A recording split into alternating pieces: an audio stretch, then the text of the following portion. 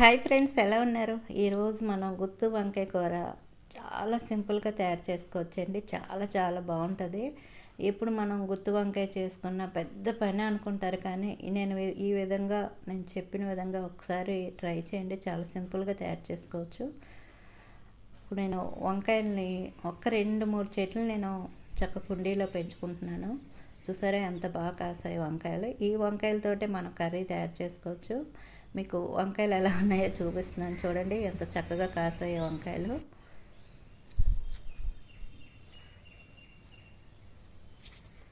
ఈ వంకాయలు నేను కట్ చేశాను. ఇలా కోసిన తర్వాత చక్కగా ఇలా ప్లేట్లో పెట్టుకొని శుభ్రంగా కడగండి. ఒకసారి కడిగిన తర్వాత గుత్తి వంకాయకి ఇలా 4 భాగాలుగా కట్ చేసుకుంటారు కదా, కట్ చేసుకుని వాటర్లోనే ఉప్పు వేసి వాటర్లో ఉంచుకోండి. ఇప్పుడు ఒక కళాయి తీసుకుని చెక్క, 2 యాలకులు, 4 లవంగాలు, కొద్దిగా మెంతులు, జీలకర్ర 1/2 టీ స్పూను, ధనియాలు 1 స్పూను వేసుకోండి. అలాగే పల్లీలు 2 స్పూన్లు వేసుకోండి. అల్లం వెల్లుల్లి వేసుకోవాలి. అలాగే పుదీనా, కొద్దిగా కరివేపాకు. పుదీనా ఉంటే వేసుకోండి, లేకపోయినా బాగానే ఉంటుంది. ఒక ఉల్లిపాయ కట్ చేసుకొని, 2 పచ్చిమిరపకాయలు కట్ చేసుకొని వేసుకోండి. ఒక టమాటా కూడా కట్ చేసుకొని వేసుకోండి. అలాగే చిన్న కొబ్బరి ముక్క తీసుకొని, పచ్చి కొబ్బరి తీసుకున్నాను, ఇలా చిన్న ముక్కలుగా కట్ చేసుకొని వేసుకోండి. బిర్యానీ ఆకు 1, ఒక 2 స్పూన్లు ఆయిల్ వేసుకోండి. చక్కగా ఈ కళాయిని గ్యాస్ మీద పెట్టి మీడియంలో పెట్టి గ్యాస్ని చక్కగా ఇది వేపుకోవాలి. ఇలా నేను చెప్పిన పద్ధతిలో చేసుకున్నారనుకోండి, చక్కగా బ్యాచిలర్స్ కూడా చాలా సింపుల్గా గుత్తి వంకాయ కూర తయారు చేసుకోవచ్చు. చాలా బాగుంటుందండి. ఇవన్నీ చక్కగా వేగిపోయాయి కదా, ఇప్పుడు గ్యాస్ ఆఫ్ చేయండి. ఇది కొద్దిగా చల్లారనివ్వండి. ఇది చల్లారిన తర్వాత మనం మిక్సీ జార్లో వేసుకోవాలి. మనం వేపినవన్నీ బాగా చల్లారిన తర్వాత మిక్సీ జార్లో వేసుకోండి. ఇలా వేసిన తర్వాత ఉప్పు, కారం 1 స్పూను, పసుపు 1/2 టీ స్పూను వేసుకోండి. వేసిన తర్వాత కొద్దిగా చింతపండు, ఎక్కువ కాదు, చిన్నగా, చూసారా నేను ఎంత తక్కువ వేసానో, చింతపండు వేసి మిక్సీ జార్ మీద మూత పెట్టుకొని చక్కగా మిక్సీ చేసుకోండి. చూడండి, ముందు ఈ విధంగా మనం మిక్సీ చేసుకోవాలి. ఒకసారి అంతా కలుపుకోండి స్పూన్ తోటి. ఇప్పుడు కొద్దిగా నీళ్ళు పోసుకోండి, మరీ ఎక్కువ కాదు, కొద్దిగా నీళ్ళు పోసి మరలా మిక్సీ చేసుకోండి. చూడండి, మరీ మెత్తగా కాకుండా కొంచెం బరగ్గా, చూడండి ఈ విధంగా మనం మిక్సీ చేసుకోవాలి.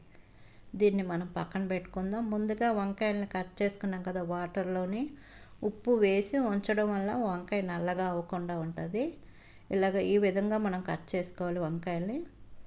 ఇలా కట్ చేసుకున్న వంకాయలకి పక్కన పెట్టుకొని ఇప్పుడు కుక్కర్ గిన్నె తీసుకొని ఇందులోని ఒక 4 స్పూన్లు ఆయిల్ వేసుకోండి కుక్కర్ గిన్నెలోని. ఇప్పుడు మనం ముందుగా వంకాయలని కట్ చేసుకున్నాం కదా, ఈ మసాలా పేస్ట్ని చక్కగా వంకాయలోనే పెట్టుకోవాలి. మసాలా పేస్ట్ ఇలా అన్ని వంకాయల్ని చక్కగా మసాలా పేస్ట్ పెట్టుకోండి. ఇలా నేను చెప్పిన విధంగా చక్కగా కర్రీ చేశారనుకోండి, రుచి బాగుంటుంది, మనకు పెద్ద పని కూడా ఉండదు, చాలా సింపుల్గా అయిపోద్ది. మనం పిల్లలు కూడా చాలా సింపుల్గా తయారు చేసుకోవచ్చు ఈ కర్రీని. అలాగే టేస్ట్ కూడా చాలా బాగుంటుందండి. ఒకసారి ట్రై చేయండి.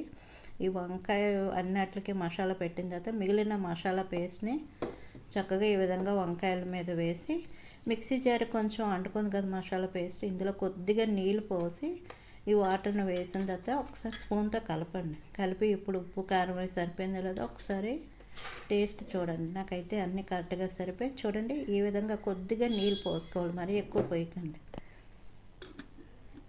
ఇప్పుడు కుక్కర్ గిన్నె మూత పెట్టుకొని గ్యాస్ మీద పెట్టుకొని కుక్కర్ గిన్నె గ్యాస్ మీడియంలో పెట్టి ఒక్క విజిల్ వచ్చే వరకు ఉడికించుకోండి. ఎక్కువ కాదు, ఒకటి అయితే సరిపోద్ది.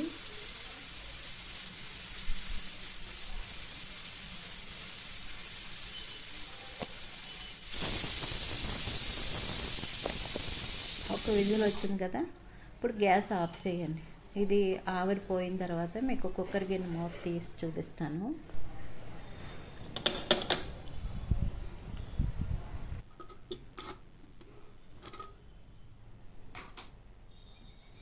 ఇంకో చూడండి, చక్కగా మనకి వంకాయ కూడా చక్కగా ఉడికింది చూడండి. చాలా సింపుల్గా అయిపోద్ది ఇలా కుక్కర్ గిన్నెలో ఉడికించుకొని చేయడం వల్ల. అది కూడా మనం నీళ్ళు పోసేటప్పుడు కూడా ఎక్కువ పోయకండి, కొద్దిగా నీళ్ళు పోయడం వల్ల చక్కగా ఇలా ఉడికింది. ఈ టైంలో మీకు ఉడకలేదంటే ఒక 5 నిమిషాలు పెట్టుకోండి. చక్కగా వంకాయ కర్రీ రెడీ అయిపోయిన తర్వాత ఇలాగ ప్లేట్లో పెట్టుకుంటున్నాను. చాలా బాగుందండి, రైస్లోకి బాగుంటుంది, చపాతీకి అలాగే బిర్యానీతో కూడా చాలా బాగుంటుంది. తప్పకుండా ఒకసారి ట్రై చేయండి. అలాగే మా గార్డెన్లో కోసిన వంకాయలు కదా, చాలా రుచికరంగా ఉన్నాయి. అప్పటికప్పుడు ఫ్రెష్గా కోసి మనం వండడం వల్ల చాలా రుచికరంగా ఉంది. తప్పకుండా ఒకసారి ట్రై చేయండి. వీడియో నచ్చితే మాత్రం ప్లీజ్ లైక్ చేయడం మాత్రం మర్చిపోకండి.